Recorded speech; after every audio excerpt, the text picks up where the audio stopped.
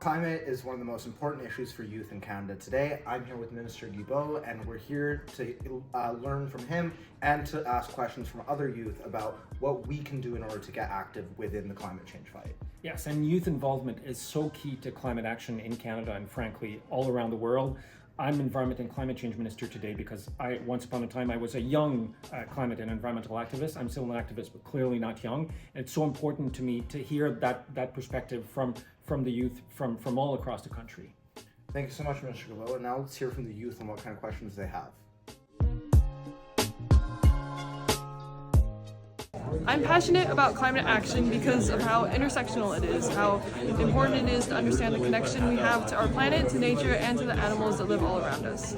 After researching about it for the past year, I've learned that it very well will affect us in the near future, and we should do whatever we can to prevent that. I'm passionate about climate change because it enables the proper use of the resources, and it helps us promote a culture that will allow us to engage with one another positively. I plan to grow, learn, and succeed in this land, and I hope to help future generations and mentor others to do so as well. I'm passionate about climate action because I feel a strong sense of need to improve our environmental circumstances for the next generations to come after me, because I feel we've left them a great debt in environmental circumstances, and I take it upon my responsibility to make a lasting change for the next future and the future after that, because I care about our environment and our community.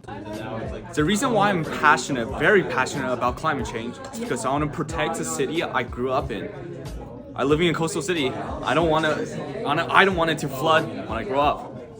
I feel as a generation that has been so highly educated on climate issues, and especially as a Canadian, where we live in a country where we actually have the means to do something about climate change, we owe it to ourselves, we owe it to the future generations, and we owe it to our planet to keep it healthy and safe, and we owe it to the world to allow others to experience the world like as good as we have it right now.